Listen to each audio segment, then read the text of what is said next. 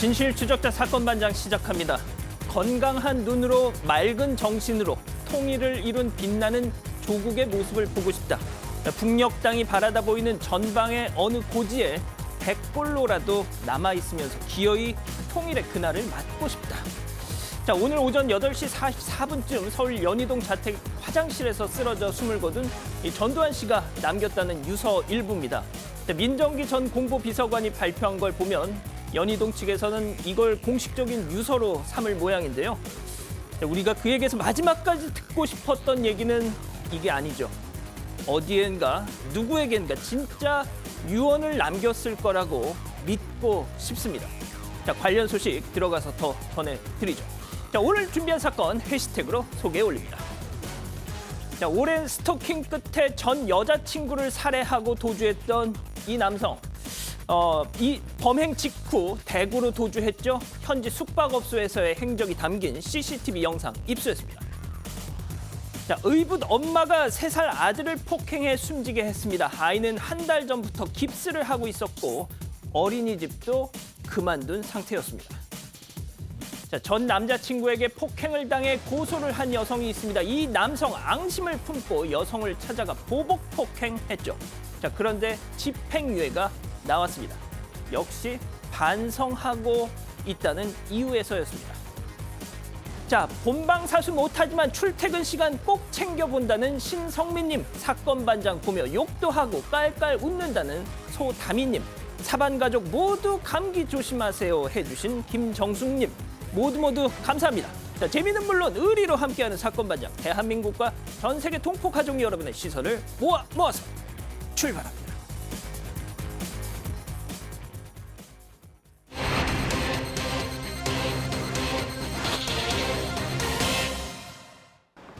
전 대통령 전두환 씨가 오늘 오전 지병으로 자택에서 사망했습니다. 렌터카 사업을 하는데 명의만 빌려주면 매달 수익금을 주겠다고 속여 사기를 친 일당이 검거됐습니다. 오늘의 주요 인물을 정리합니다. 자, 오늘도 변함없이 사건 반장 시작합니다. 사회부 백민경 기자, 박지훈 변호사, 박상희 소장, 승재현 형사정책법무연구원 연구위원 박준혜 수석선생님 나오셨습니다. 안녕하세요. 안녕하십니까. 안녕하세요. 자, 앞서 오프닝에서 말씀드렸다시피 전두환 씨가 오늘 오전 서울 연희동 집에서 사망했습니다. 전 씨는 그동안 혈액암의 일종인 다발 골수증 진단을 받아 주기적으로 치료를 받아왔다죠. 자, 그럼 여기서 신촌 세브란스 병원 연결하겠습니다. 자, 조소희 기자. 자, 조 기자, 그 지금까지 나와 있는 내용들 한번 정리를 해보고 가죠.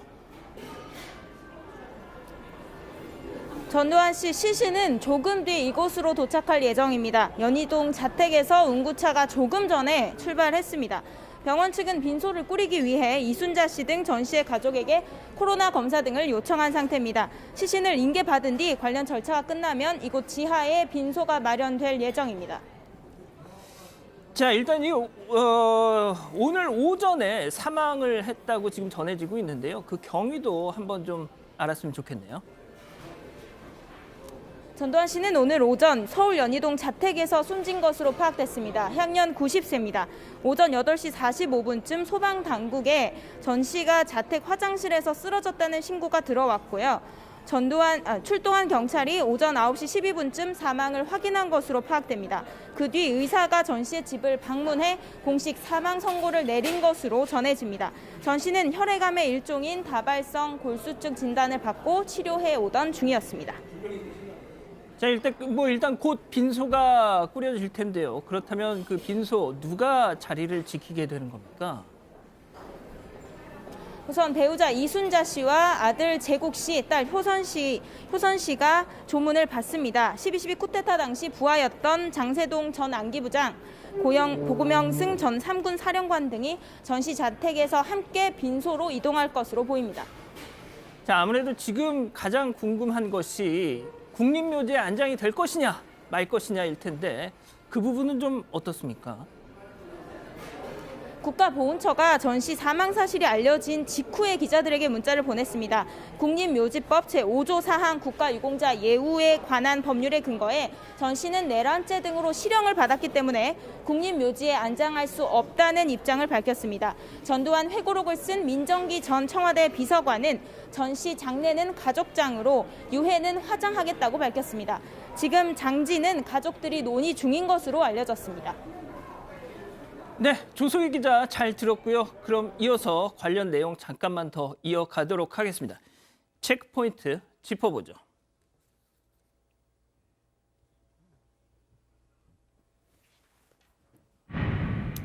전두환 사망입니다.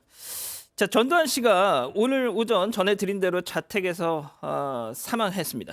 자, 백 기자가 지금까지 들어온 소식들도 속보 있으면 마저 좀 정리를 해주시죠. 네, 다시 한번 정리해 드리겠습니다. 제11, 12대 대통령을 지냈던 전두환 씨가 오늘 오전 사망했습니다. 향년 90세였고 지난 8월에 혈액암을 진단받으면서 계속 미디어에 좀 노화가 진행된 모습들을 보여왔었는데 오늘 오전 8시 40분 서울 서대문구 연희동 자택에서 숨진 것으로 확인됐습니다. 신고 당시에는 이제 자택 내에 쓰러져 있었다고 되어 있었는데 경찰이 오전 9시 12분에 사망 사실을 확인한 걸로 파악됐습니다. 예, 향년 90세를 일기로 이렇게 사망을 했는데 이 지난해 초까지만 해도 골프를 치는 모습이 제보가 됐었죠. 그래서 큰 논란이 있었는데 그래서 이 건강한 것 같다 이런 평가를 받았다가 최근 눈에 띄게 좀 수척해진 그런 모습을 보였지 않습니까? 네, 그래서 정말 동일 인물이 맞냐라는 맞습니다. 의구심이 들 만큼 좀 다른 모습을 보였습니다. 2020년 초에 골프 치는 모습이 목격됐는데 이때 이제 나이에 비해서 건강한 보였죠. 그다음에 이제 지난 7월 5일에도 항소심 재판에 불참한 채 서울 연희동 자팻 앞에 이제 꼿꼿하게 저렇게 산책을 하는 모습이 언론에 포착되기도 했습니다. 그런데 이제 갑자기 눈에 띄게 수척한 모습이 보이기 시작한 게 이제 8월이었는데요. 8월 광주지방법원 법정에 모습을 드러난 것이 이제 사실상 공개석상의 마지막 모습이었는데 이때만 해도 굉장히 좀 노화가 진행된 모습이 보여서 많은 사람들이 깜짝 놀랐습니다. 예. 박 변호사님, 다음 주가 마침 고 조비오 신부 사자 명예훼손 이 네. 재판 이 계속 지금 결심 공판이 예정이 돼 있었는데 그렇죠. 이렇게 되면 어떻게 되는 거죠? 자, 29일 날 원래 재판 결심 공판이 예정이 됐습니다. 재판이 그때 하고 선고까지 가는 것으로 보이는데 이 사건 자체가 이제 공소기각으로 이제 끝날 상황이긴 한데요. 이 사건이 뭐 다들 많이 알겠지만 본인이 2017년에 회고록을 쓰면서 발포를 하지 않았다라고 하면서 당시 발포를 주장했던 고 조비오 신부한테 파렴치하다, 명예훼손을 했던 그런 사건입니다. 그 사건에 대해서 4월 27일 날 이 조비오 신부 유족들이 사자 명예훼손으로 고소를 했고요. 2018년 5월 달에 이 강주지검에서 불구속 기소를 한 다음에 민사재판에서 이미 패소를 했고요. 또 1심에서도 유죄가 났습니다. 집행이 났습니다. 지금은 2심이 진행 중인 상황이고요. 그래서 이제 그런 상황이기 때문에 이 사람이 피고인이 사망하거나 하면 공소기각 결정을 합니다. 재판은 그렇게 종료가 될 것으로 보고요. 예. 좀 이렇게 아쉬운 부분이 있는 것 같아요. 이게 지금 법정에서는 일단은 유죄로 인정을 했는데 끝까지 부인한 상황이었고요. 예. 2심에서 좀 요 얘기입니다.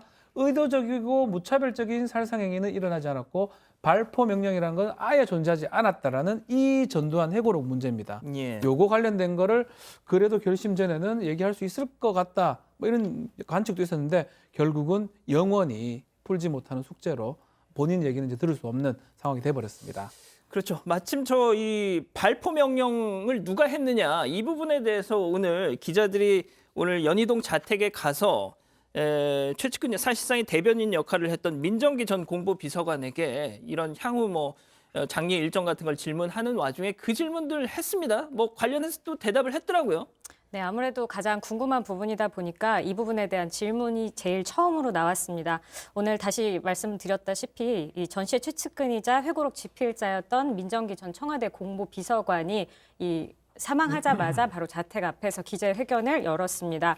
취재진이 사망하기 전에 5.18에 대한 사죄를 했냐라고 물어보자 이 민 전 비서관은 광주에서 당시 전 대통령이 공수부대를 사실상 지휘하고 발포 명령한 것 아니냐, 사죄하라 이런 질문이 아니냐. 이거는 이제 정해진 질문이 아니냐라면서 질문 자체가 잘못됐다고 반박을 했습니다. 이어서 발포 명령이 없었다. 당시 계엄사령관이 기회가 있을 때마다 전두환과 관련이 없었다는 것을 여러 차례 이야기했다면서 다시 한번 반박을 했습니다. 자, 이 발포 명령을 했냐 뭐 이런 질문에 질문 자체가 잘못됐다라고 민정기 전 비서관이 얘기를 한 거 보면 뭐 사과를 할 생각이 없다는 얘기겠죠. 사과를 할 생각이 없다는 얘기인데, 자, 승 의원님. 네네. 그러니까 보통 어떤 진짜 큰 어떤 무슨 전직 대통령이나 이런 사람들이 사망하게 되면 뭔가 역사의 한 페이지가 이렇게 마감이 되는 그런 느낌이 드는 게 정상이잖아요.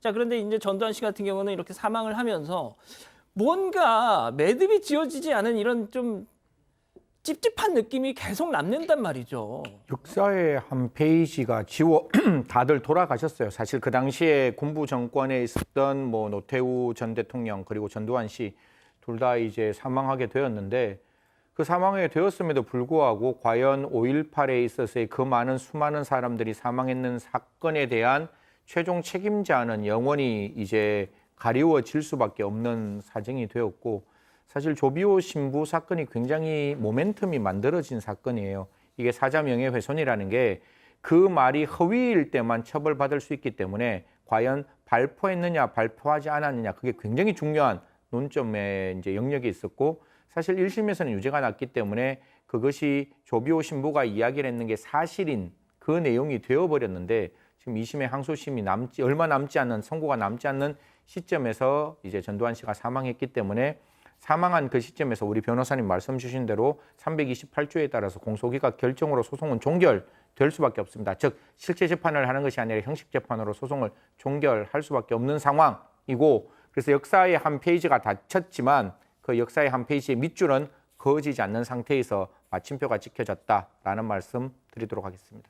자, 정말 전 씨 사망으로 인해서 29일 전에 별세한 노태우 전 대통령 또 얘기를 안 할 수가 없는데, 두 사람은 아시다시피 친구입니다. 그리고 앞서거니 뒤서거니 대통령직을 수행했고요.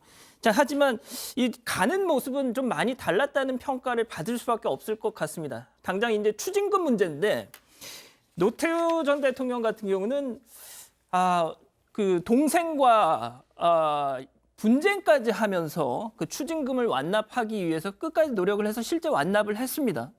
자, 전 씨는 그렇지가 않았어요, 지금. 그렇지 않았습니다. 일단 1996년에 반란수계 혐의로 기소가 되면서 무기징역과 함께 추징금 2,205억 원을 선고받았었는데요. 그 당시에 재산 추적에 나섰지만 지급까지 1,200억 원만 회수가 됐습니다. 미납 추징금은 956억 원에 달합니다.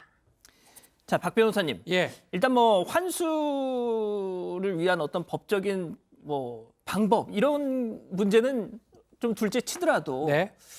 자, 이 전두환 씨 일단 뭐 당장 뭐 12.12 군사 반란 그리고 5.18 민주항쟁 무력 진압 이런 어떤 역사적인 문제뿐만이 아니라 이 5공화국 통치 시절 자체의 어떤 정말 수많은 인권 유린, 물론 뭐 일부 성과도 있었다고는 하지만, 자, 이런 걸 보면서 좀 일단 뭐 우리 정서상 어떤 고인에 대한 약간 그런 박한 평가를 하지 않는 그런 분위기가 있으나, 전두환 씨에 대해서만큼은 진짜 좀 냉철한 좀 판단을 해야 되겠다는 생각이 들어요. 그렇죠. 이게 사실 현재 진행형이기도 하지만 실제로 법적인 판단을 받았습니다. 5.18, 12.12 다 관련해서. 예. 또 거기에다가 또 현재 피해자들이 옆에 다 있습니다.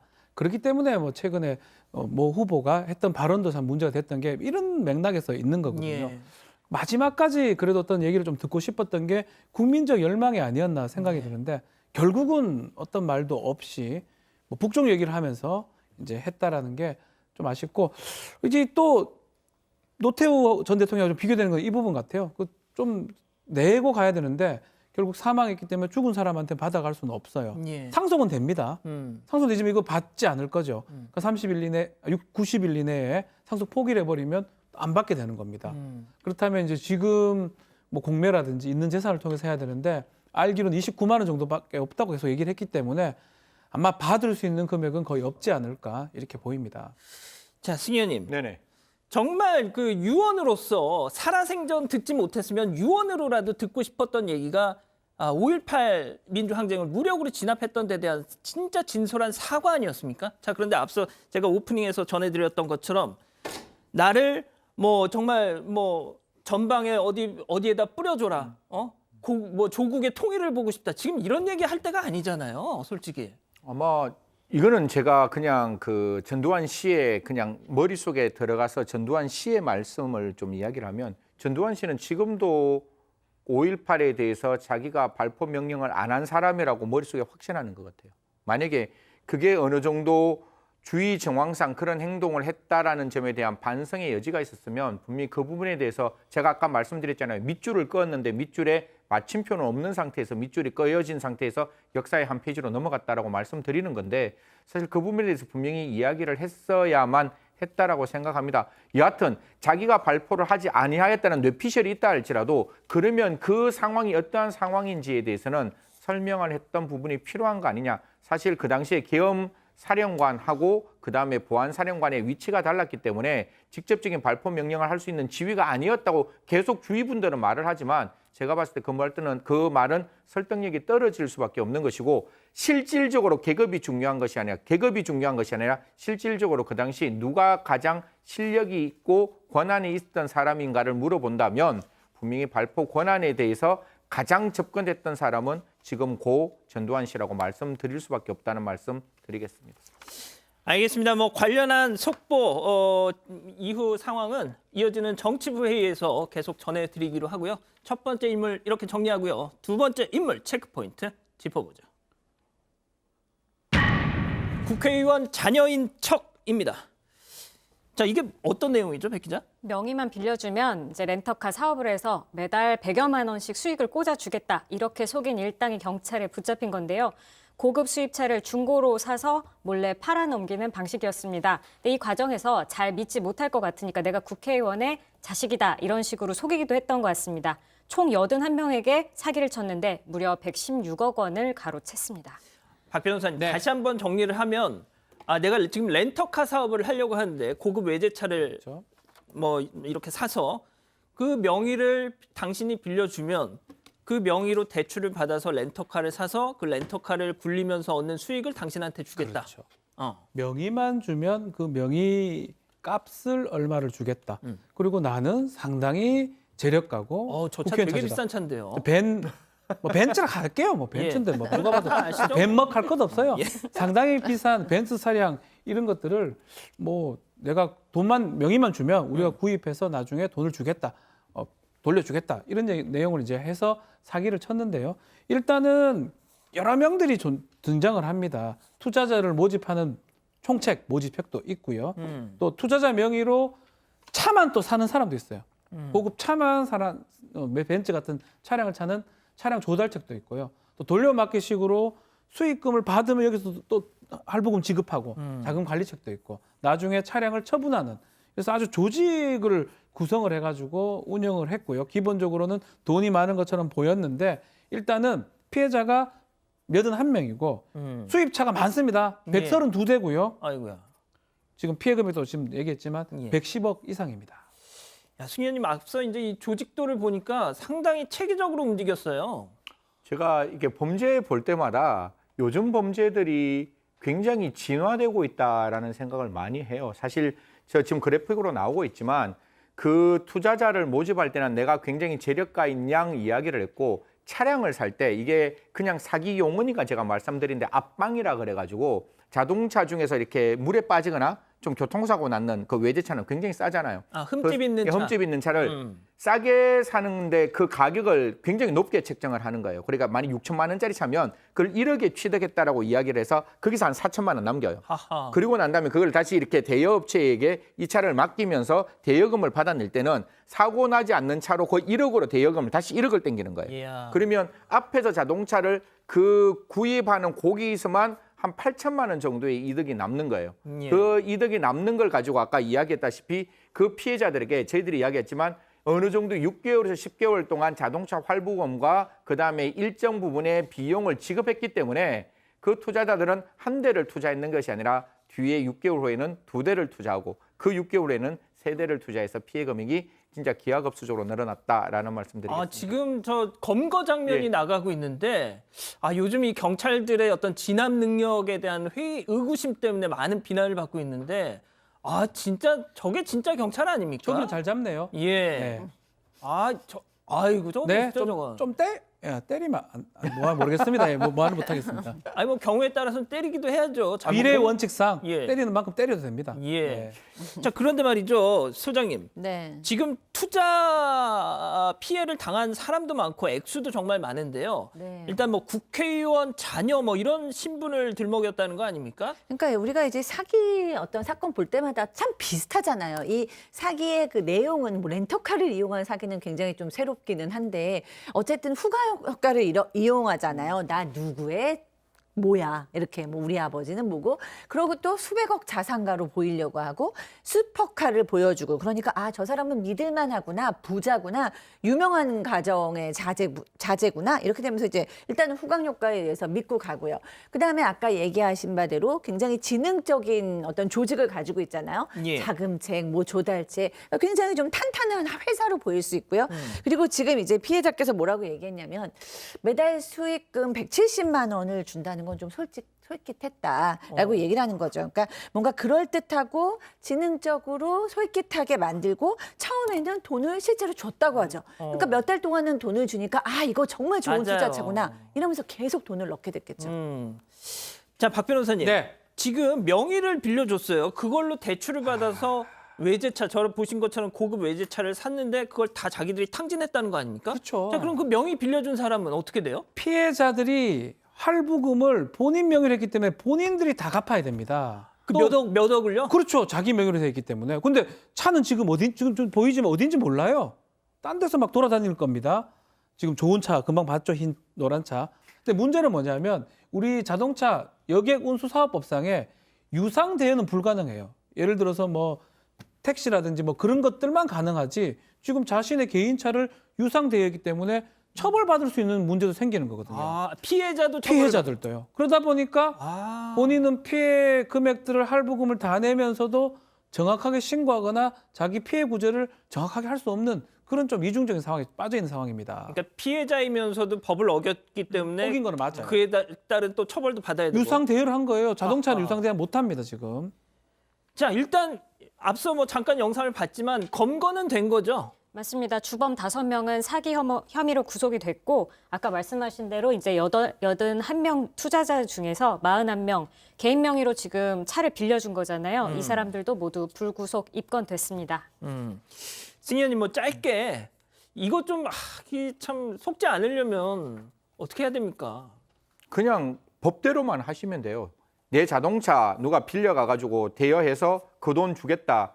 집에 있는 자동차 다른 사람에게 렌터 못한다는 건 누구나 알고 있는 맞아요. 부분이잖아요. 그렇기 때문에 절대로 내가 갖고 있는 일반적인 상식과 다른 상식에서 돈을 준다고 이야기하는 것 절대로 응하시면 안 되고 변호사님 말씀 주신 대로 그 빌려주는 행위가 처벌받을 뿐만 아니라 그 자동차에 오롯한 원래 6천만 원짜리 차를 1억의 어떤 가격으로 캐피탈을 받았을 거예요. 그러면 훨씬 더 많은 가격을 갚을 수밖에 없다는 말씀까지 드리도록 하겠습니다.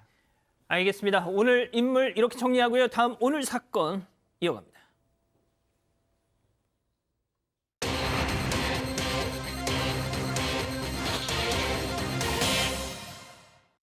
6개월 전 헤어진 연인을 살해하고 달아난 뒤 하루 만에 붙잡힌 30대 남성의 동선이 담긴 CCTV가 공개됐습니다.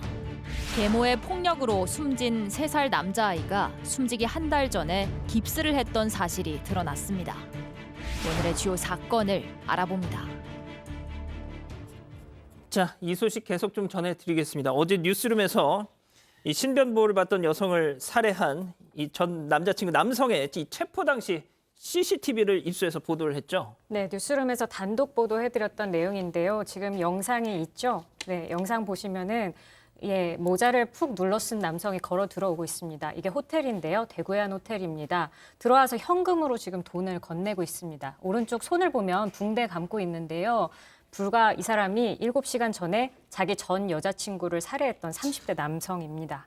네, 다시 비닐봉지를 들고 올라오는 모습이 보이고 그 다음 날 나서다가 1층에서 잠복하고 있던 경찰한테 붙잡혀서 검거가 됐습니다.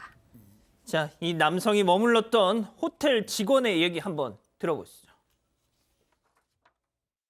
엘리베이터에서 딱 내려가지고 한 발짝, 두 발짝, 세 발짝, 네 발짝 경찰들 양쪽에서 막 꽉 잡아가지고 엎드려 막 하더니만 이 사람이 다 엎드려서 손 뒤로 막 하면서 수갑을 막. 자, 박 변호사님. 네.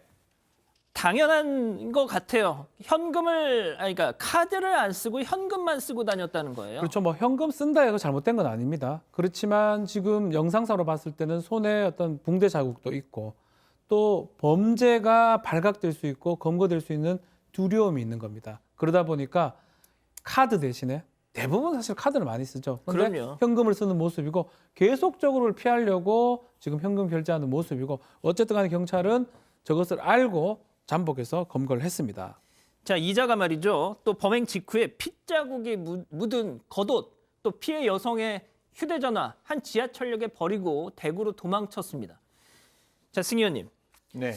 이거는 뭐 고민하고 말고 할 것도 없이 계획 범죄예요. 뭐 사실 계획 범죄라는 게 자기는 뭐 우발적인 범죄라고 이야기하는데 지금 뭐 스토킹의 신고도 5번 이상 됐던 상황일 뿐만 아니라 피해자 차량을 확인하고 피해자한테 올라갔기 때문에 그러면 피해자가 있는 걸 확인하고 그 전에 이미 흉기를 준비했다는 정황이 있으면 여기서부터 계획적인 범행이 나올 수밖에 없는 것이고 방금 앵커께서 말씀 주신 바와 같이 휴대폰을 어떤 특정 지역 지하철에 버렸다라는 것뿐만 아니라 피해자의 휴대폰을 버렸는 것뿐만 아니라 자기의 휴대폰을 비행기 모드로 바꾸었다라는 거예요. 그러니까 뭔가 정보를 확인하고 싶은데 나의 위치는 발견되고 싶지 않는 모습들이 보여서 사실 이런 모든 것들을 확인한다면 저는 계획적인 범행이고 우리가 그 범행의 수법을 모르잖아요.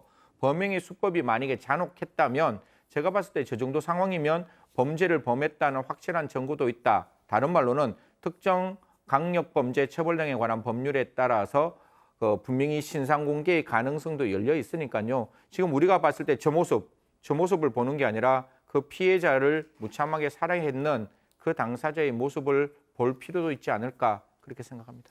신상 공개와 관련된 얘기는 제가 잠시 후에 다시 좀 말씀을 드리겠는데 어제 서울청 관계자가 신상 공개 한번 검토를 하겠다라고 했습니다.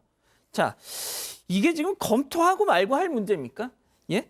아니, 지금 저희가 이게 지금 저런 영상을 보면 왜 우리는 말이죠. 저자의 얼굴은 물론 이름도 몰라서 30대 남성 A씨라고 계속 이걸 얘기를 해야 됩니까? 이게 지금 이 상황이 납득이 되십니까? 우리 가족 여러분들은? 예? 박 변호사님. 네.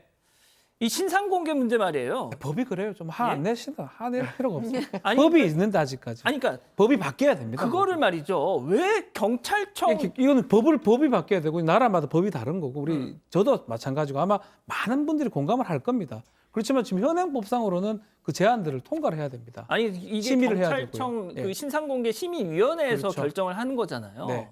이걸 왜 관에서 이걸 판단을 하느냐고요? 저는 그것도 제 개인적인 입장은 뭐냐면 언론사 판단에 맡기라는 겁니다. 예? 그래서 외국법, 특히 미국의 대다수 법은 지금 중범죄가 아니라도 공개가 됩니다. 법이 그래. 근데 우리나라는 법으로 좀 막고 있기 때문에 아마 이것도 앞으로 논의가 충분히 좀 돼야 되고. 박 변호사님, 네. 제가 가장 화가 나는 건 뭐냐면 이런 신상 공개가 안 되니까 피해자 가족들이 자기 숨진 딸의 얼굴을 공개하면서 이렇게 해서라도 저자의 얼굴을 신상을 공개해달라고 그런 일까지 벌어지잖아요. 실제로 최근에 사건 중에 그러한 사건이 있었죠. 피해자 얼굴만 공개가 됩니다. 사실 정말 말도 안 되는 상황이긴 한데 아직까지 우리 법상으로는 특정 강력범죄 처벌 등에 관한 특례법상의 중요 범죄들 그리고 여러 가지 요건들을 갖췄을 때 지금 말한 것처럼 경찰서의 심의위원회 의결을 거쳐가지고 될 것이고요. 그렇지만 이제 우리 양원보 앵커나 우리 많은 사람들이 얘기를 하니까 약간 심의 기준이 예전에 비해서보다 많이 완화가 된 것 같습니다. 이런 중대한 사건 오늘 지금 본인은 우발적인 사건이라 하지만 이 우발적으로 아직까지는 파악이 안 되고 있지만 계획적인 범죄에다가 스토킹했고 다른 것들이 있다 그러면 충분히 신상을 공개할 만한 이유가 있는 것, 공익적 이유가 있는 거거든요. 그렇기 때문에 이 부분은 아마 신상공개위원회에서 판단할 것이고요. 또 본인은 계속적으로 우발적 살인이라고 얘기를 하고는 있지만 범행 도구 구입한 거 이런 것들을 봤을 때는 의도성을 충분히 수사기관에서 입증을 하거나 밝혀낼 수 있을 것이다 이렇게 봅니다. 알겠습니다. 여기서 오늘 사건 체크포인트 짚어보죠. 5번 신고했지만입니다. 자, 올해 이 고인이 된 이 피해 여성이 지난 1년 동안 이 남자한테 괴롭힘을 당하면서 올해 5차례나 112에 신고를, 그것도 그중에 4번은 이번 달에만. 첫 번째 스토킹이 시작됐는 게 지금 우리 그래픽에 나오지만 6월 26일입니다. 그래서 집에 들어오려고 한다라고 첫 신고가 나오고 그로부터 11월 7, 8, 9 계속 이렇게 스토킹 신고가 돼요. 근데 이제 19일 날 스마트워치로 2차례 신고를 했는데 시청자 여러분 다 아시겠지만 29분쯤에 신고를 하고 경찰이 첫 번째 출동은 32분에 출동을 합니다. 그리고 이 피해자 다시 33분에 다시 한번 스마트워치를 누르는데요. 나중에 우리가 이야기하겠지만 정말 첫 번째 스마트워치를 누른 그 시점에서 경찰이 제대로 출동만 했다면 32분에 도착해서 피해자를 살릴 수 있는 생명이었거든요. 왜냐하면 33분에 다시 한번 스마트워치를 눌렀기 때문에 그 시점까지는 살아있는 생명이었는데 그 생명을 국가가 지키지 못했다는 점은 정말 뼈아프게 반성해야 되는 것이고, 지금 많은 언론에 나오면 언론에 있는 내용을 종합해서 말씀드리면 저렇게 신고를 했지만 피해자가 마지막 순간을 거슬러 올라가서 19일부터 그 전 일주일 사이에 피해자의 위치를 경찰은 파악하고 있지 못했다는 이야기들이 나오고 있기 때문에 과연 이 부분에 대해서 과연 경찰은 어떻게 이야기를 해야 할 것인가에 대해서 분명히 좀 말을 해줬으면 좋겠다라는 말씀까지 드리겠습니다. 자, 백 기자, 그런데 이 스마트워치가 사실상 무용지물이었다, 그래서 더 논란이 커지는 거 아니에요? 자, 근데 관련된 또 추가적인 무슨 사실이 나왔다고요? 사실 어제 사건반장에서 이 내용을 보도 드릴 때는 이 기술적인 문제로 정확하게 이분이 어디에 있는지를 잡지 못해서 그 문제들을 많이 보도를 드렸었잖아요. 맞아요. 근데 실제로는 이제 이 스마트워치를 눌렀을 때부터 이 여성분이 살해당하기 직전까지 약 8분 정도, 7분가량이 통화 연결이 됐었던 걸로 나왔습니다. 그러니까 실제로 이 버튼을 누르고 나서 112 상황실에 그 상황이 계속 진행이 되고 있었던 건데 이것까지는 확실히 확인된 거는 아닙니다만 한 여성이 다급한 목소리로 오빠, 오빠 이렇게 부르는 소리가 담겨 있었다. 이런 얘기도 지금은 나오고 있습니다. 자, 박 변호사님, 정말 또 한 가지 이 고인이 정말 이 스마트워치를 경찰에서 제공받고 나서 나 정말 이제 안심이 된다, 뭐 이런 얘기를 친구와 주고받은 내용이 공개됐잖아요. 불과 얼마 전입니다. 지난 화요일입니다. 11월 9일 화요일 날 친구하고 메시지 교환한 게 지금 공개가 됐는데요. 너무 무서웠다라고 하면서 출퇴근할 때 칼에 찔리고 싶으냐 이런 사람 이렇게 말을 했는데 또 어떡하지? 바로 경찰서가 눈앞이다 라고 하면서 하니까 친구가 혼자 좀 위험하다. 근데 괜찮아. 나에게는 지금 나오죠. 만능 시계가 있다. 이게 스마트워치를 말하는 겁니다. 근데 사실은 이 시계가 있기 때문에 편안함이 있다라고 했지만 지금 알고 보니까 그 시계가 제대로 작동하지를 못했고요. 결국은 그 많은 신고 또 그 많은 어떤 보호 조치가 결국 살인을 못 막았다는 겁니다. 예. 그래서 상당히 사건이 일어난 것부터 시작부터 끝까지 너무너무 안타깝고 아쉽다는 생각이 듭니다. 자, 승 의원님. 네. 다시 제가 마무리하는 차원에서 신상 공개 문제를 좀 다시 한번 좀 얘기를 하겠습니다. 지난 8일 날 국가경찰위원회 정례회의가 열렸습니다. 거기서 신상 공개와 관련된 논의가 있었대요. 이 건과는 별개로. 자, 그런데 이런 얘기를 했답니다. 피의자 인권을 좀 더 보장할 수 있도록 신상을 공개하지 않는 사유를 강화 보완하는 방향으로 실무에 적용하는 게 타당하다. 제가 그 단독 기사에 아마 저도 인터뷰를 했는 걸로 알고 있는데, 그래서 원래는 신상 공개하는 모습에 대해서 지금 나와 있는 규정들이 많이 이렇게 좀 강화됐어요. 원래는 자연스러운 노출인데 뭐 모자를 쓰거나 뭐 마스크를 하거나 이런 내용들이 빠지면서 그냥 자연스러운 노출로 바뀌었기 때문에 과연 이런 부분들이 과연 어떻게 우리가 들여다봐야 할 것이냐, 저는 분명히 그렇게 말씀을 드리겠습니다. 피의자의 인권이 중요하죠. 하지만 그 피의자가 행한 범죄의 흉악성도 분명히 우리는 고려해야 하는 것이고 그 흉악성에 따라서 피해자의 유가족들의 부분도 분명히 고려를 해야 된다. 왜냐하면 신상 공개되는 특정 강력범죄는 살인범죄가 대부분이기 때문에 그 유가족의 아픔을 우리가 과연 돌보지 않고 생각하지 않고 그냥 피해자의 무작정한 인권만 고려해서는 조금 문제가 있는 거 아니냐. 그래서 우리가 앞으로 이런 내용들을 들여다볼 때 과연 국민이 알고 싶어하는 공익과 피해자가 받을 수 있는 피해자의 인권을 좀 적절하게 확인해야 되는 것이지 피해자 일변도로 결론을 내리는 것은 조금 문제가 있는 거 피의자 인권 일변도로 결론을 내리는 것은 문제가 있는 거 아니냐라는 말씀드리겠습니다. 자, 지금 이 자는 뭐 서울 경찰청 관계자가 어제 뭐 피의자 신상 공개 여부를 좀 검토하겠다라고 했습니다. 그래서 공개 가능성이 조금은 있습니다. 자, 그렇다면 저 이렇게 한번 여쭤보고 싶어요. 저희가 지난주에 전해드렸던 19층에 자신의 이별을 통보한 자신의 여자친구에게 흉기를 휘두른 다음에 19층 자기 집으로 데리고 가서 그 베란다에서 떨어뜨렸던 그자와 이자의 이 차이는 도대체 뭡니까? 제가 이 신상 공개 문제와 관련해서 이렇게 열을 내는 것이 도대체 이게 기준이 없다는 겁니다. 예? 박 소장님, 이게 납득이 되십니까? 누구는 신상 공개를 하고 누구는 덜 흉악해서 신상 공개하지 않고. 네, 어려운 논의도 저는 이제 전문가가 아니라서 토론을 깊게 하기는 어렵지만 여성의 입장에서만 말씀드릴게요. 신상 공개 해주시죠. 왜냐하면 그래야 우리 여성들이 너무 무서워요. 주변에 이런 어떤 가족 폭력이나 파트너 폭력 당하시는 여자분들 여러 명 만났는데 얘기를 하면 다 뭐라 그러냐면 그냥 경찰에 신고했어요. 더 이상 신고 못해요. 도와주지 못해요. 왜냐하면 내가 신고할 때마다 그 사람이 네가 신고했으니까 넌 더 죽을 줄 알아. 라고 얘기를 한다는 거예요. 그럼 나중에 이번 여성도 그랬잖아요. 결국엔 경찰 조사를 받지 못했다고 합니다. 두렵다는 이유로. 그러면 경찰은 남성도 입건하지 않고 남성도 조사하지 않았어요. 그런데 이런 사건이 벌어지고 나면 또 피해자들만 다시 한번 두 번 이제 고통에 처하는 상황이 되잖아요. 여성들을 보호해주는 입장에서도 저도 사실은 여성의 입장이라서 그런지 모르지만 더 적극적으로 신상 공개에 아주 동의합니다. 알겠습니다. 첫 번째 사건 이렇게 정리하고요. 두 번째 사건 체크포인트 짚어보죠. 작년엔 다리, 한 달 전엔 점점점입니다. 아, 역시 또 아동 학대 사건입니다. 네, 30대 의붓어머니가 집에서 3살 박이 아이를 좀 숨질 때까지 때려서 신고를 당했는데요. 신고 자체는 아이 아버지가 했다고 합니다. 집에 아내가 있는데 3살짜리 아이가 숨을 쉬지 않는다 이런 내용이었는데 경찰이 가보니까 죽은 아이 얼굴에 멍과 찰과상이 있어서 학대를 의심했다고 합니다. 조금 전에 국과수 부검 소견이 나왔는데요.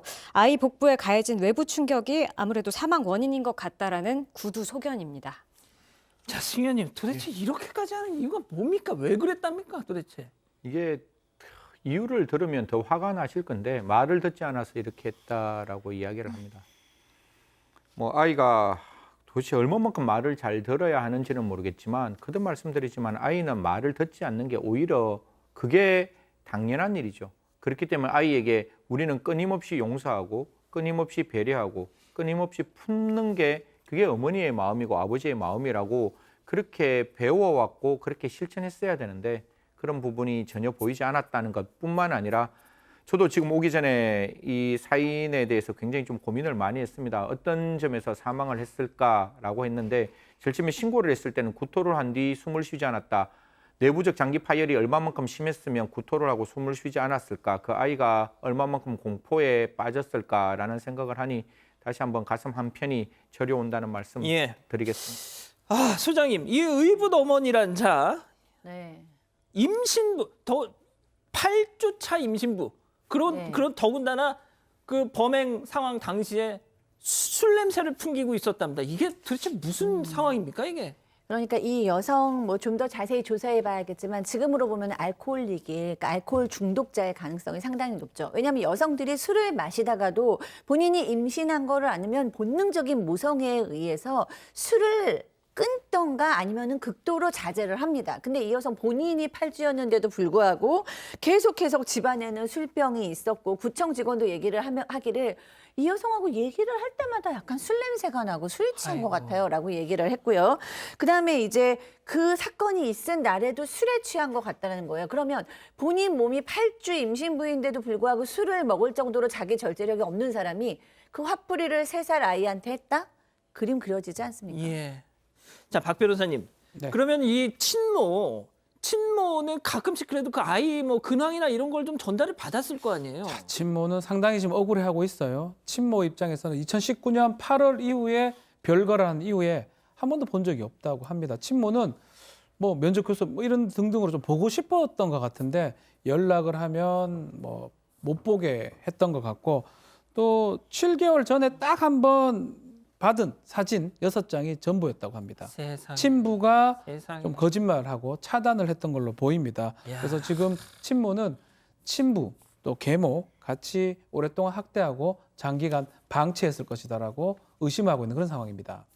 자, 그리고 말이죠. 승 의원님. 이 네. 친아버지라는 사람이 그 친모 그러니까 자기 와이프 전처와 그 이혼 소송을 벌이고 수속을 밟고 있을 때 그 아이를 뭐 직장 동료한테 맡겼다고요? 뭐 사실 굉장히 좀 이해 안 되는 부분이죠. 뭐 이혼 과정에 있어서 그 아이를 맡을 수 없으면 어머니에게 맡기는 경우는 많아도 자기가 맡고 있습니다. 자기가 이렇게 케어할 수 없다는 이유에서 직장 동료한테 이 아이를 맡겨 놓았다는데 직장 동료의 말이 조금 더 저희들한테 이렇게 충격을 주고 있는데요.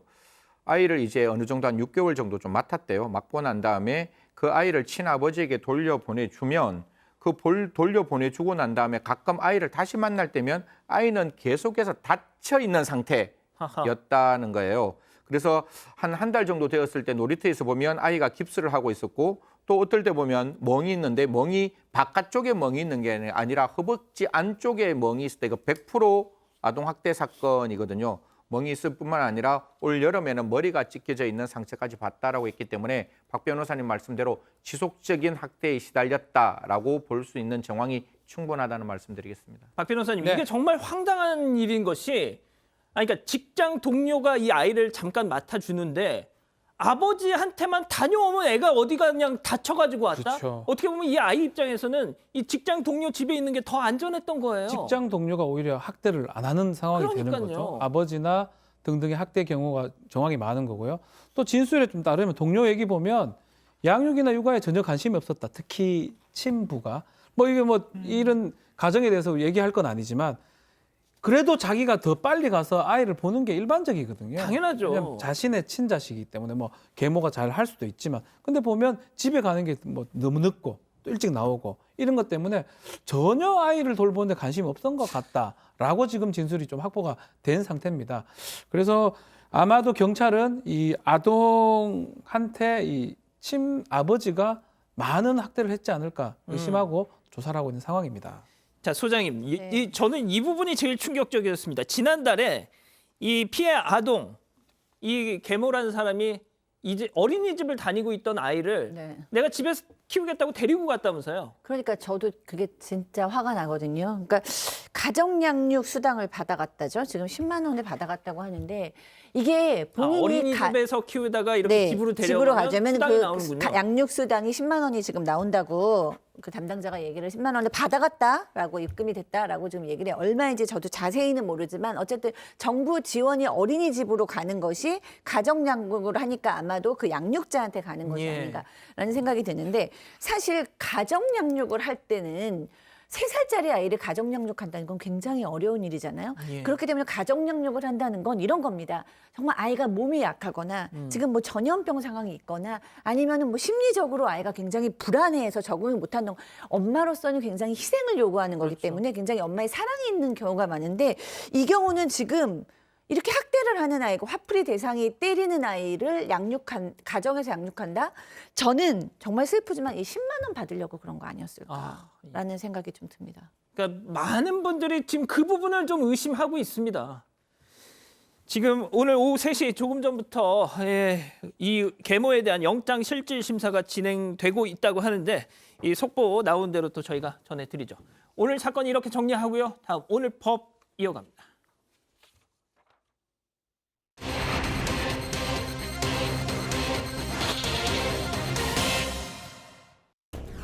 전 여자친구를 때려 고소당하자 앙심을 품고 또다시 보복 폭행을 한 20대 남성이 항소심에서도 집행유예를 선고받았습니다. 수입 명품을 저렴한 값에 구매해주겠다고 속여 수십억 원을 가로챈 20대가 실형을 선고받았습니다. 오늘의 주요 판결을 정리합니다. 자, 박 변호사님, 또 전 여자친구 폭행 사건이네요. 네. 자, 20대 남성하고 피해자가 둘이 과 선후배 사이였어요. 2018년 부터 한 7월부터 교제를 하다가 이 범행 직전에 헤어졌는데 범행은 2020년 4월 정도에 있었습니다. 여자친구가 귀가하는 집 근처에서 여자친구를 만나고 여자친구한테 목을 팔로 감아 넘어뜨리고 때려서 전치 3주의 폭행, 상해를 가했고요. 또 이걸 봤던 여자친구 아버지가 나오니까 그 아버지 역시 폭행을 했습니다. 세상에.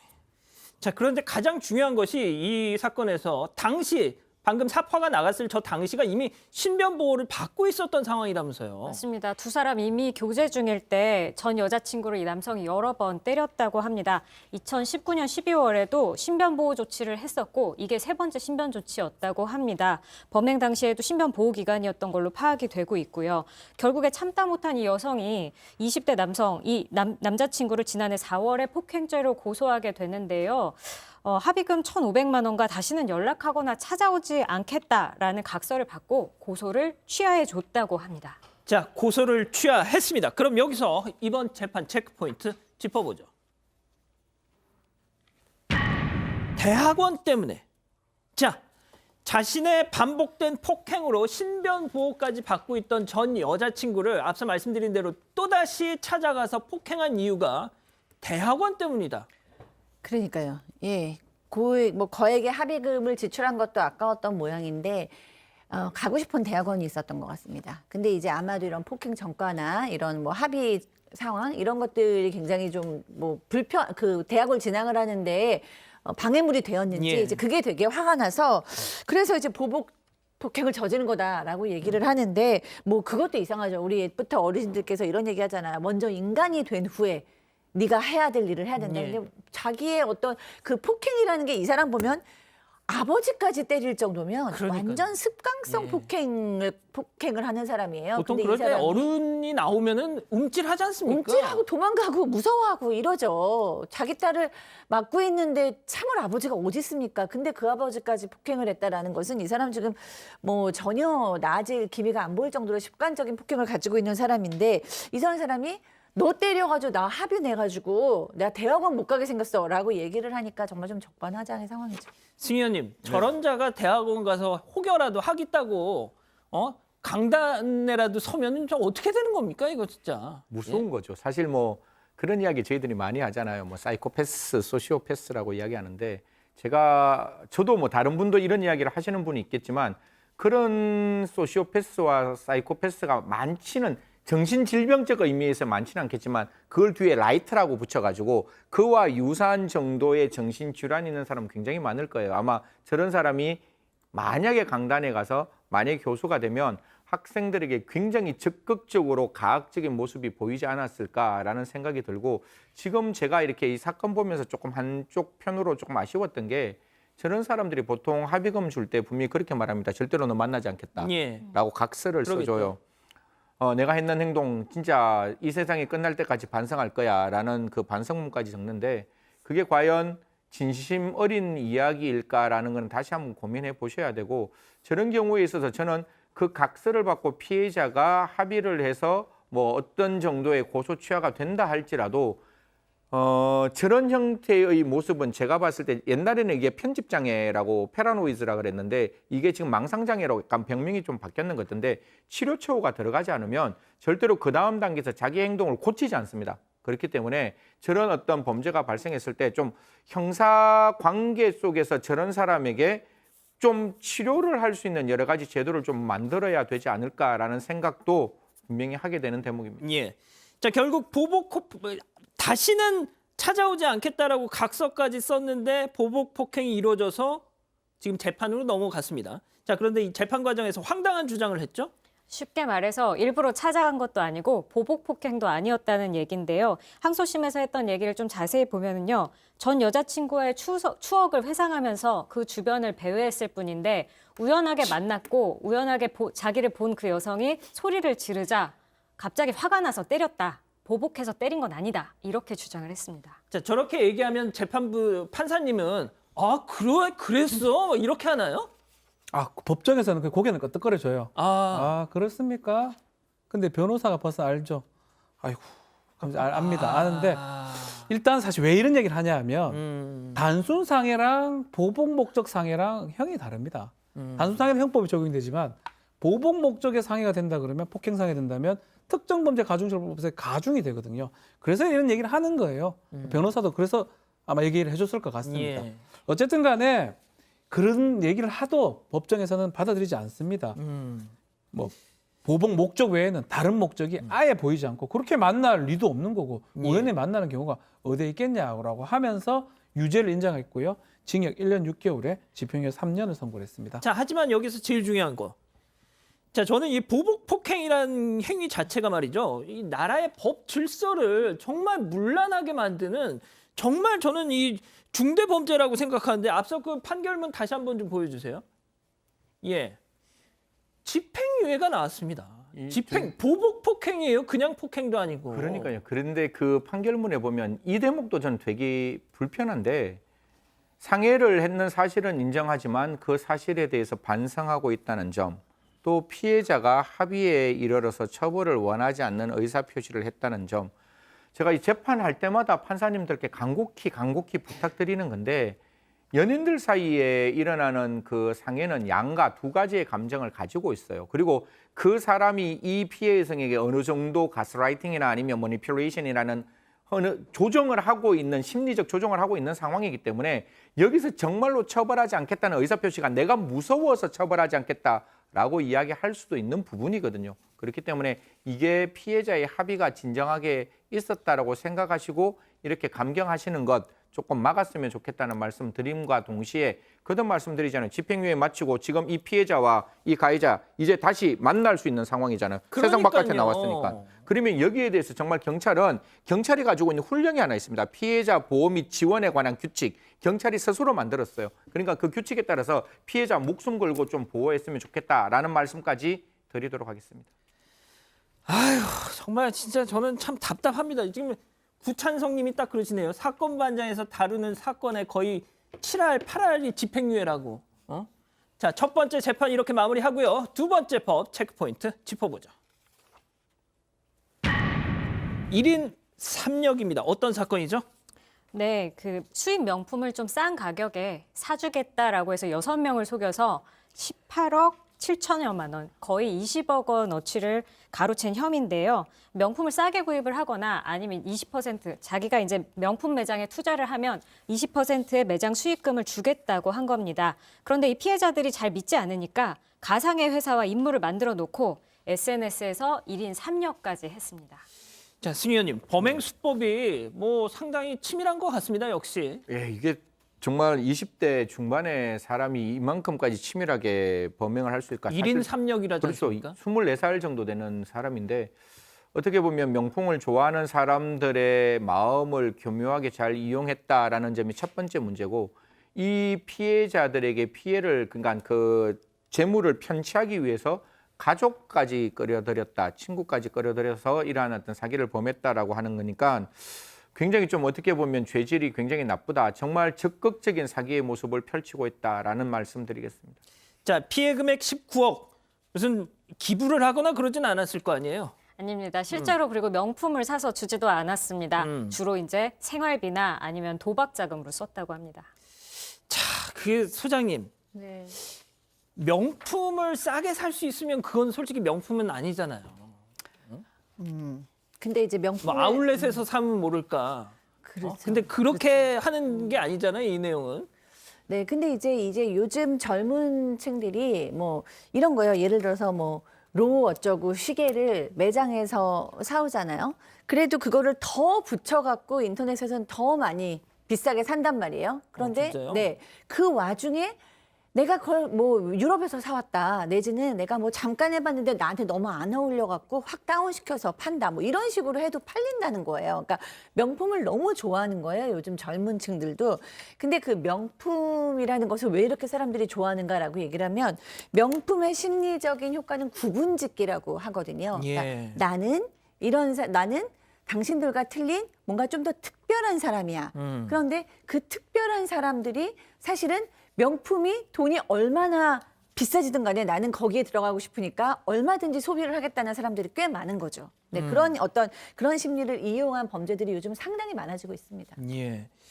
자, 박 변호사님 그럼 네. 법원 판단은 어떻게 나왔습니까? 단순 사기가 아닙니다. 사기 금액도 크고 특정 경제범죄법 처벌법상의 사기죄가 적용이 될 수밖에 없는데요. 문제는 대단합니다. 대충 사기 친 게 아니고요. 속이기 위해서 가상의 인물도 만들고 삼력도 하고 또 연기도 부탁하고 상당히 열심히 속였던 걸로 보입니다. 아, 그러니까 본인이 뭐 판매자도 되고 또 뭐 그 딜러도 되고 재판부가 참 열심히 했다. 어. 열심히 한 만큼 죄질은 상당히 불량하다고 봤습니다. 아주 계획적으로 사람들하고 짜고 또 본인도 연기를 해서 했기 때문에 그 뭐 사기 범죄 같은 경우는 뭐 못 갚으면 실형이 나오긴 한데 징역 4년이 선고가 됐습니다. 징역 4년. 자, 승 의원님. 예. 승 의원님 제가 이제 저번에 지난 금요일 날 방송에서 제가 말씀을 드렸는데 승 의원님 이제 지갑 그때 분실하셔가지고 놓고 갔죠. 제가 이렇게 딱 혹시 잃어버리신 거 없나 그러니까 확인하려고 안에 로또 있었잖아요. 당첨됐습니까? 5,000원? 5,000원 그렇죠. 되셨구나. 사실 뭐 이거 그냥 지금 이 사건하고 조금 다른데 예. 로또에 확실하게 붙을 수 있는 방법 한번 시청자 여러분 아이, 똑같은 번호 평생 방심에 하시면 됩니다. 걸려요. 방심에 걸려. 그래요? 예, 여하튼 빼고 사실 그 피해자의 입장에서 이런 경우에 이제 자기가 명품 가방을 샀다라고 하면 그 돈이 제대로 들어가서 그 명품 가방을 주면 되는데 그게 사실상 들어오지도 않고 피해가 변제도 되지 않는 상황이었잖아요. 그러면 도대체 피해자들에게 어떻게 이걸 변제할 수 있을까라고 많은 분들이 저한테 또 물어보세요. 근데 사실 민사재판이라는 게 그 당사자가 돈을 가지고 있지 않으면 법원에서 원고 승소 판결을 하더라도 집행재산이 없으면 이런 경우 돈을 받을 수 없거든요. 그래서 거듭 말씀드리지만 아까 구분짓기라고 말씀 주셨는데 정말 저도 구분짓기 하고 싶어요. 하지만 제 지갑 속에 단돈 1,000원도 들어있지 않지만 저 어디 세상에 갔을 때 절대로 굴하지 않습니다. 그게 내 마음속에 그만큼 자신감이 있어서 그런 거거든요. 그래서 자신감 있는 삶, 그건 절대로 가방이 주는 명품이 주는 자신감이 아니라 자기 내면에 있는 자신감을 더 많이 키웠으면 실제로 카드로 많이 씁니다. 밥을 본인이 많이 사긴 하는데 현금 없이요. 예. 카드로 쓰기 때문에 예. 자신감이 카드의 충분하죠. 예, 카드의 자신감. 카드 무한대로 써요. 너무 많이 써요. 제가. 네. 무한대. 밥 사달라고 하면 사줍니다. 예. 예, 아니 그러니까 그 카드 그 결제 금액 한도 없이. 그건 그건 먹고 싶은 걸 사주는 건 맞죠. 한 끼 예. 뭐 몇만 원밖에 안 하니까요. 네. 알겠습니다. 자, 오늘 법 이렇게 마무리하고요. 사건 상황실 이어갑니다.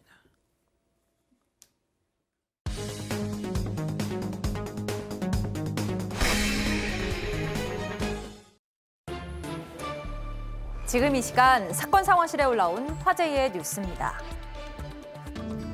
고등학생들이 집단 싸움을 벌이는 영상이 공개됐습니다.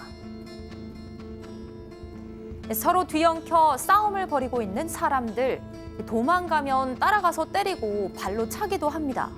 지난 1일 경북 안동의 한 주차장에서 무차별 집단 싸움이 일어났습니다. 경찰 조사 결과 안동과 예천에 사는 고등학교 3학년 학생들이 벌인 몸싸움이었는데요. 평소 알고 지내던 학생들 사이에서 예천이 세냐, 안동이 세냐를 두고 시비가 붙은 겁니다. 영상을 확인한 경찰은 공동 폭행 등의 혐의로 학생 8명을 검찰에 송치했습니다. 의식을 잃고 쓰러진 노인을 마트 직원과 손님들이 구했습니다. 나흘 전 충남 천안시의 한 마트. 장을 보고 밖으로 나가던 70대 노인이 갑자기 의식을 잃고 쓰러졌습니다. 놀란 직원들이 달려와 빠르게 심폐소생술을 하고 다른 직원은 신속하게 119에 전화를 걸어 상황을 설명했습니다. 지나가던 시민이 노인의 신발을 벗기고 발을 주무르기도 했는데요.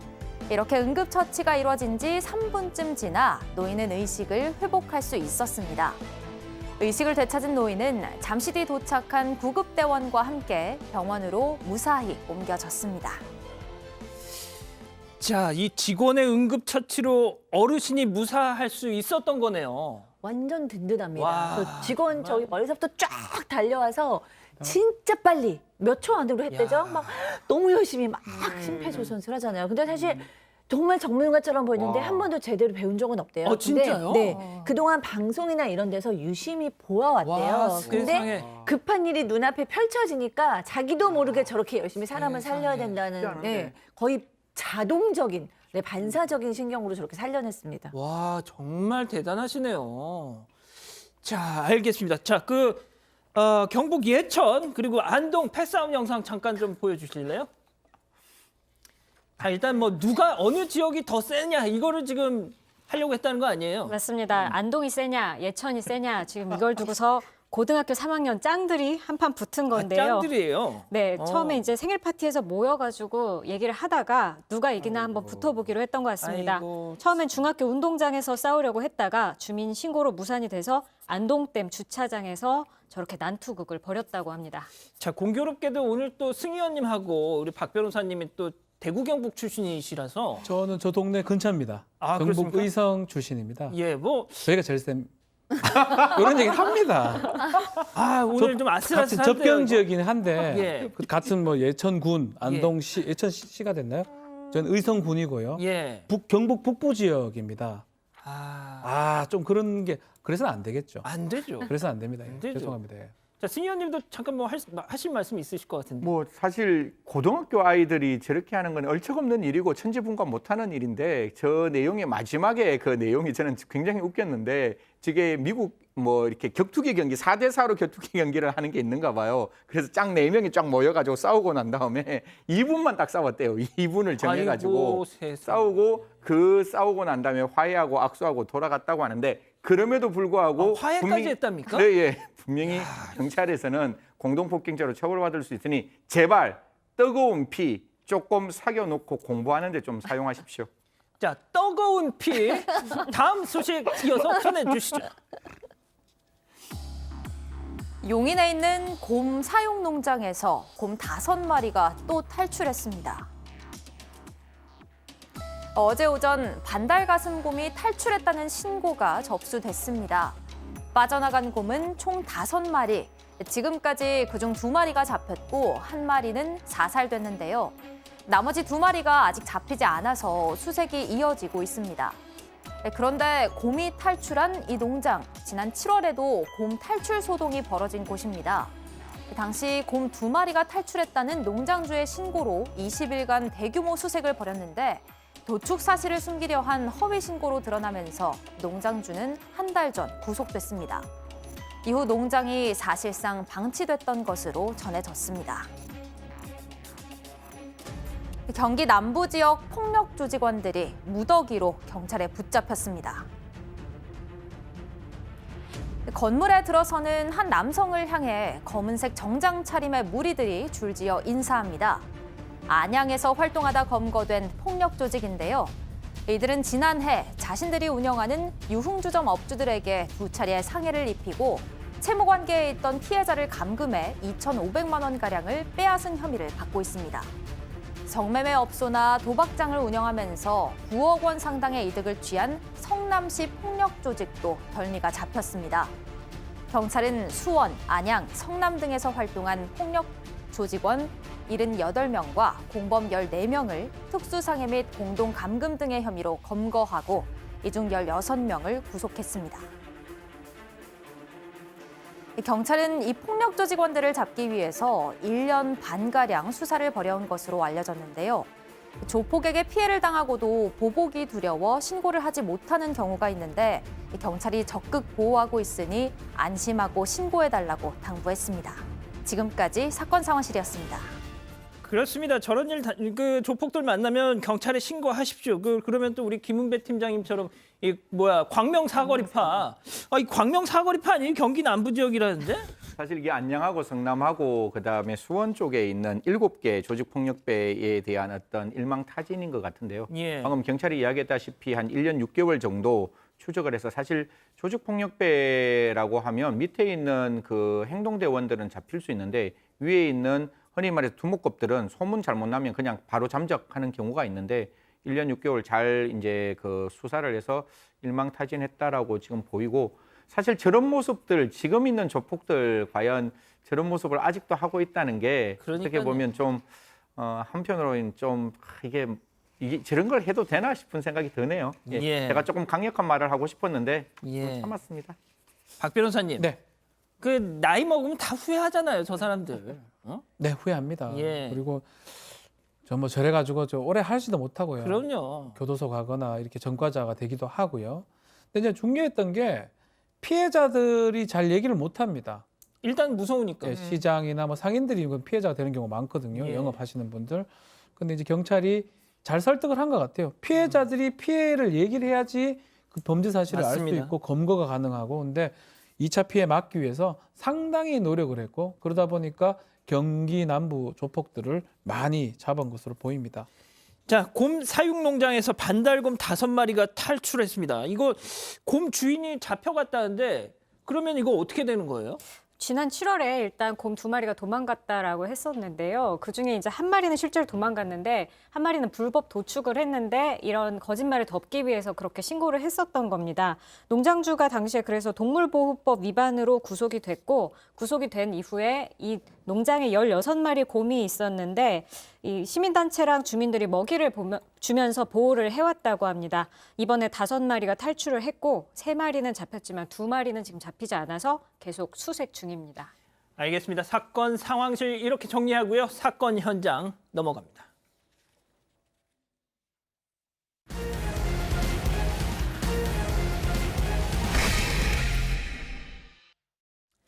자, 신개념 소통방송 사건반장 우리 가족 여러분들 사연 전해드려야죠. 오늘 사연의 주인공은 김은혜님입니다.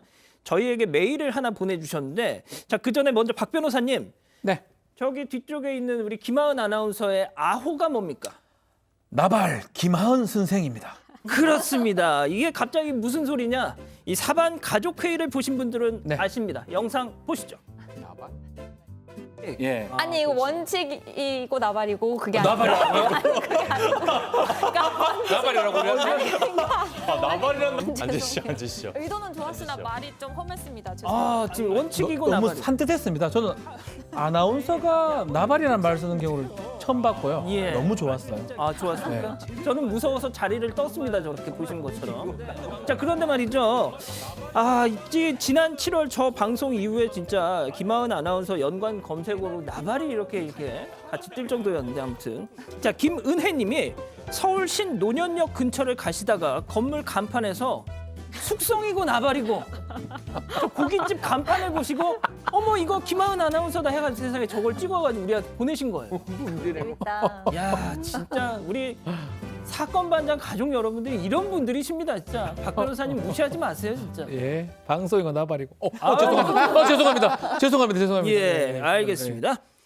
감사드리고요. 오늘 찾아갈 첫 번째 현장 태국으로 가보시죠. 아이고 이거 시작하자마자 이거 뭐? 예. 네, 캄캄한 밤에 불빛을 내뿜으며 달려오는 건 트럭입니다. 네. 지금 들어오자마자 바로 가로수를 들이받았고요. 그대로 가게 안으로 들이닥쳤다고 합니다. 트럭은 가게 안에서 가까스로 멈춰 섰는데 가게 내부는 보시다시피 아수라장이 됐습니다. 아니 저 피해가 상당할 것 같은데요. 예, 손해액이 4만 5천 바트, 우리 돈으로 약 163만 원 정도라고 하는데요. 보시는 것처럼 길가에 있었던 가로수는 정면으로 들이받치면서 뿌리채 뽑혔고 가게 주인인 파누마 닌페 씨 소유의 오토바이 2대도 파손됐다고 합니다. 가게 주인 이야기 한번 들어보겠습니다. คือผมไม่อยากมีปัญหาหรือว่าอะไรที่มันยืดยาวผมก็เลยตั้งข้อเสนอเอาแบบง่ายๆให้จบแต่ระหว่างนี้ก็รอการยืนยันจากผู้กรณี 네, 저 사고 났을 때 임필 씨 부부 불과 3m 떨어진 곳에서 자고 있었다고 합니다. 조금 더 가까운 데서 자고 있었다면 정말 큰 사고가 날 수 있었을 것 같습니다. 아니 근데 왜 돌진한 거예요, 트럭이? 지금까지 사고 원인이 아직 밝혀지지가 않았습니다. 트럭 운전자도 갑작스러운 사고에 너무 충격을 받았다고 하는데 이게 급발진인지 뭔지 조금 더 지켜봐야 될 것 같습니다. 운전자는 병원에서 태어나는 대로 피해액을 보상하겠다고 약속했습니다. 알겠습니다. 다음 현장 미국으로 가보시죠. 아, 도로만 나오면 불안합니다. 네, 신호 대기 중이던 블랙박스입니다. 네, 영상이고요. 한 남성 건너고 있는데요. 왼쪽에서 SUV가 달려옵니다. 네, 우와, 이거 뭐야? 지금 보셨죠? 방금 뒤로 못 크게 봤을 다칠 텐데. 뻔했습니다. 한 대가 확 뒤집히면서 횡단보도 쪽으로 미끄러져 나온 거고요. 저쪽에서 오던 차선 분명히 빨간불이었을 것 같은데 우와. 멈추지 않고 왼쪽에서 오던 차를 그대로 들이받은 겁니다. 저 괜찮아요, 저분? 네, 사고 차량이 뒤집히면서 횡단보도 완전히 덮쳤는데요. 가까스로 저 남성 지금 차량을 피해갔습니다. 세상에. 네, 남성이 자신도 모르는 사이에 차에 치일 뻔했는데 우와, 저기 얹혔어요, 지금. 차 맞습니다. 위에. 네. 오른쪽 보시면은 지금 흰색 SUV 차량이 딱 오는데요. 사고 차량, 아까 전에 뒤집힌 그 차량입니다. 지금 저 차 위에 얹혀 있습니다. 우와, 아니. 어떻게, 지금 나왔네요, 아까 그분. 맞습니다. 네, 지금 그 흰색 SUV 위에 아까 사고 난 차량이 지금 서 있고 저쪽 오른편에서 네, 다시 그 건너던 보행자가 이게 무슨 일인가 다시 돌아보는 장면이었죠. 자, 그럼 일단 저 남성은 괜찮고 예. 앞서 그러면 하얀색 SUV 차량. 그러니까 그 얹힘을 당한 그 차의 주인은 뭐 괜찮은 건가요, 지금? 지금 사고로 총 6대 차량이 파손이 됐는데 다행히 부상자가 없습니다. 와. 이 영상이 온라인에서 화제가 되자 누리꾼들은 횡단보도를 건너다 운 좋게 목숨을 건진 저 남성 로또 사야 되는 거 아니냐 이런 얘기가 나오고 있습니다. 로또. 특히 또 이런 사고로 다른 차 위에 자동차가 올라가게 될 확률이 0.01% 정도 그러니까요. 되는 것 같다 이런 얘기가 나오고 있네요. 이야, 알겠습니다. 다음 현장 브라질로 가보시죠. 네. 야, 이거 뭘까요? 자, 한 여성이 길을 걷고 있죠. 야, 근데 그때 오토바이 한 대가 갑자기 다가오더니 설마? 여성의 가방을 빼앗아 가려고 하고 있습니다. 여성은 가방 빼앗기지 않으려고 저항을 하지만 오토바이 운전자 힘이 셉니다. 여성의 가방을 빼앗고 맙니다. 여성은 겁에 잔뜩 질린 모양인지 가방을 포기하고 그대로 도망쳐버립니다. 아, 진짜 뭐 주저하는 것도 없고 그냥 네. 막 채가네요. 거침없어요. 그냥. 거침없어요. 오토바이 운전자 훔친 가방을 들고 오토바이를 이제 이렇게 세우고 지 갈 길 가려고 합니다. 곧바로 도망가려고 하는데 그때 갑자기 오, 두 멋지다. 남성이 오토바이 운전자를 덮쳐요. 멋있다. 자, 남성들이 덮치죠. 자, 오토바이를 밀치고 오토바이 운전자를 향해서 정의의 주먹을 날려버립니다. 자, 저 두 남성 아무래도 여성이 오토바이 운전자한테 가방 뺏기는 모습을 본 것 같아요. 그러다 보니까 주먹으로 때리고 또 발로 좀 찹니다. 오토바이 운전자가 도망가는 것을 막고 있습니다. 자, 여기서 궁금한 거 하나. 네, 만약에 저게 우리나라였으면 과잉방입니다. 때린 분들이 또 예, 때려서는 또 안 됩니다. 네. 자, 여긴 자. 브라질. 현재 경찰이 출동하기 전까지 두 남성이 오토바이 운전자를 붙잡고 있었다고 하고요. 경찰은 일단 여성의 가방을 뺏어쓴 오토바이 운전자를 체포를 했지만 아직 검찰에는 넘기지 않은 것으로 전해졌습니다. 아, 승현님. 예. 너무 멋있어요, 저 남성들. 그렇네요. 오. 짱인데요. 예. 사실 영어 한번 해주시죠, 영어. 예? 영어로 한번 해주시죠. 원더풀. 아, 예. 사실 근육. 어떻게 보면 피해자가 굉장히 당혹스러운 상황이었을 텐데 남성 두 명이 와서 주저하지 않고 그 가해자를 저렇게 진압하는 모습 굉장히 제가 봤을 때 칭찬해 줄 아니, 그러니까 모습인데요. 우리나라 같았으면 계속 이렇게 이것만 하고 있어야 되잖아요. 잡고만 있어야지. 만약에 아까 저 주먹하고 발길질을 했다면 나중에 저 가해자가 일어나서 그 사람들을 폭행죄로 고소하지 않을까. 알겠습니다. 다음은 러시아로 가보시죠. 네. 자, 여기는 러시아 칼리닌그라드의 한 도로입니다. 도로 중앙에 누군가가 서 있죠. 자세히 보니까 한 할머니가 지팡이를 짚고 아이고야. 서 있는 모습입니다. 위험합니다. 자, 아무래도 할머니가 무단횡단을 한 것 같습니다. 자, 길 가운데에 서서 어떻게든 길을 건너가려고 애를 쓰고 있는데요. 할머니가 중앙선을 넘어 도로를 지금 건너자고 하니까 자, 소방차입니다. 119 아니겠죠, 여기는. 소방차 한 대가 어디선가 나타나서 할머니에게 다가갑니다. 왜 소방차? 아무래도 예. 저 할머니를 구해주기 위해서 아하. 잠시 멈춰 섰는데요. 아, 차로 막아서는 거 맞습니다. 갑자기 등장한 소방차 때문에 또 문이 열리고 소방대원들이 내립니다. 소방차에서 내린 소방대원들 제각각 도로 위에서 차량도 통제를 합니다. 왜냐하면 할머니 사고 날 수 있으니까요. 그러고는 할머니가 길을 건너가는데 도움을 줍니다. 와, 너무 멋있다, 진짜. 무단횡단 위험하잖아요. 아, 예, 뭐 그렇죠. 사고 납니다. 어. 차량이 할머니 또 보지 못하고 그대로 지나갈 수 있기 때문에 아. 위험한 상황입니다. 소방대원들이 저렇게 할머니가 도로 다 건널 때까지 옆에 도로 지키고 통제를 하니까 마음이 놓입니다. 예. 소방대원들의 도움으로 할머니 머나먼 그 도로를 건넜고요. 임무를 마친 소방대원 이제 직장으로 가야죠. 소방차 타고 유유히 사라집니다. 자, 소장님. 네. 아, 물론 뭐 멋있는 영상이긴 한데 무단횡단은 좀 이게 점점점 좀. 아, 그러니까 전 두 가지 생각이 드는데 하나는 러시아가 저렇게 수준이 높았구나 이런 생각이 러시아의 재발견이고요. 또 하나는 할머니께서 근데 이렇게 돌아가지고 또 이렇게 오시면 또 이렇게 가시면 계속 이렇게 가시거나 그냥 건너고 싶으시면 그때마다 소방 올 수도 없고 이거 어떡하지? 이런 생각이 좀. 그러니까 앞으로도 이제 소방차만 믿고 믿거니 계속 무단횡단을 할까봐 걱정이 되신다.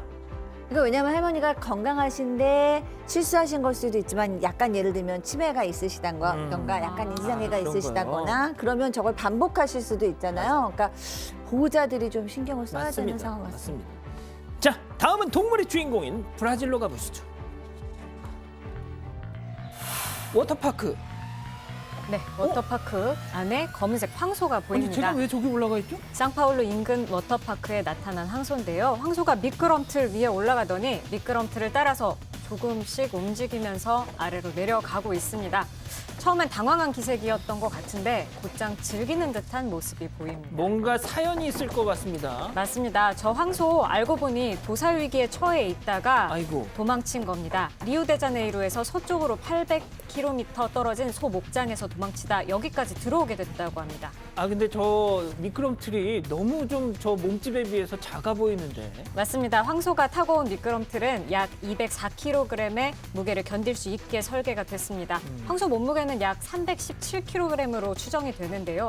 이 미끄럼틀이 황소의 몸무게를 버티지 못할까 봐 지켜보는 사람들이 좀 걱정을 했다고 합니다. 다행히도 이 미끄럼틀이 황소의 무게를 견뎌냈고 아래쪽에서 수영을 즐기던 사람들의 도움을 받아서 황소는 무사히 수영장 밖으로 나왔다고 합니다.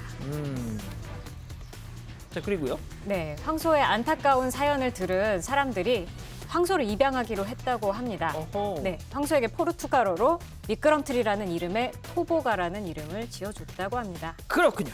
알겠습니다. 마지막 동물 미국으로 가보시죠. 네, 차 안에 한 여성과 남성이 타고 있습니다. 네, 차에 탄 채로 지금 동물을 볼 수 있는 드라이브스루 사파리 체험을 왔다고 하는데요.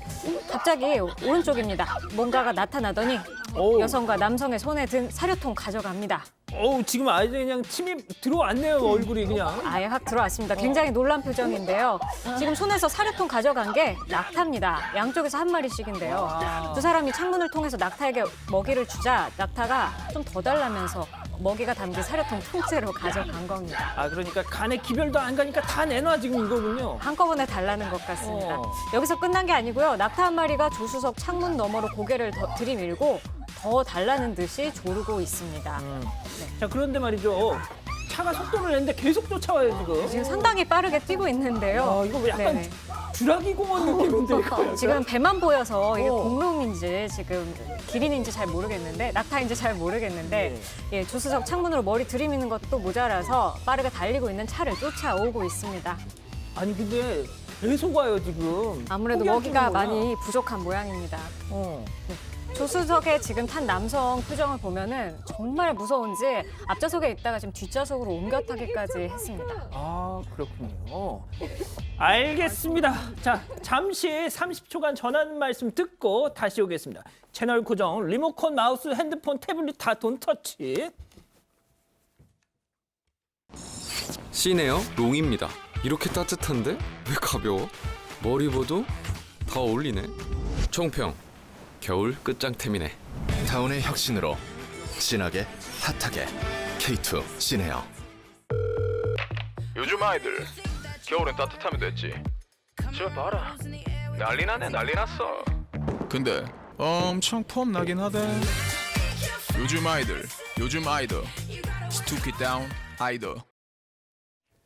자, 오늘 본방에서 준비한 소식은 여기까지입니다. 잠시 후 유튜브 전용 방송 사반 가족 회의가 시작됩니다. 지금 온라인에서 이 서울 지하철 3호선 난동 여성 이 동영상이 가장 화제라는데요. 그 소식과 함께 집도 혼수도 반반, 육아 가사도 반반, 이른바 반반 결혼을 둘러싼 문제, 우리 가족 여러분들과 함께 얘기해보고 싶습니다. 빨리 넘어와 주시죠. 자, 본방은 내일도 별이 3개 오후 3시에 다시 옵니다. 자나깨나 코로나 조심, 안녕히 계십시오.